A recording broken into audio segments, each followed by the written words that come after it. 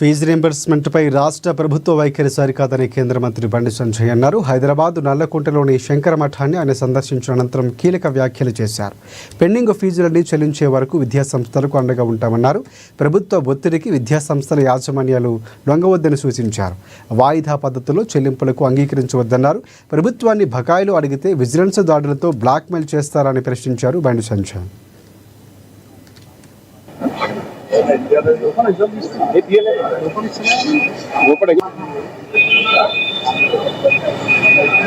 సంపాదించదు కాదు వాళ్ళు. ఇంత దుర్మార్గమా ప్రభుత్వాన్ని? నేను మళ్ళీ చెప్తున్నా, ప్రభుత్వానికి వెంటనే ప్రభుత్వం దిగి రావాలి. 500 కోట్లు, 1000 కోట్లు, 1500 కోట్లు, టోకెన్ అమౌంట్ ఇవన్నీ కాదు, పూర్తి స్థాయిలో వాళ్ళని ఆదుకోవాలి. వాళ్ళ చర్చల ప్రసక్తి లేదు. చర్చలు ఉన్నాయి, వాళ్ళ అకౌంట్ లో పైసలు పడాలి. వాళ్ళకి అకౌంట్ లో పైసలు పడ్డాకనే సమ్మె విరమణ ఉంటుంది.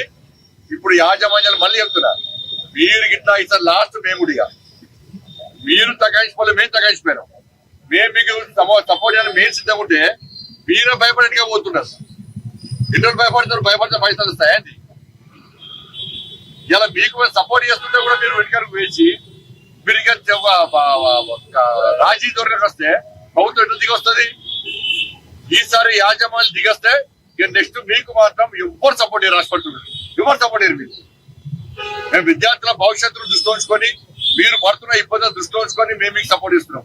ఇది రాజకీయాల కోసం చేస్తలే. మేము ప్రభుత్వాన్ని విమర్శించాలి, ప్రభుత్వాన్ని వ్యతిరేకించాలి ఆలోచన మాకు లేదు. విద్యార్థుల భవిష్యత్తు మాకు ముఖ్యం. మీ సమస్యలు పరిష్కరించడం మాకు ముఖ్యం కాబట్టి మీరు సపోర్ట్ ఇస్తున్నాం. మీరు వెంటనే మీ సభకు భారతీయ జనతా పార్టీ పూర్తి స్థాయిలో మద్దతు ఉంటుంది. ఆల్రెడీ మా రాష్ట్ర అధ్యక్షుడు రామచంద్ర గారు నిన్ననే మాట్లాడారు.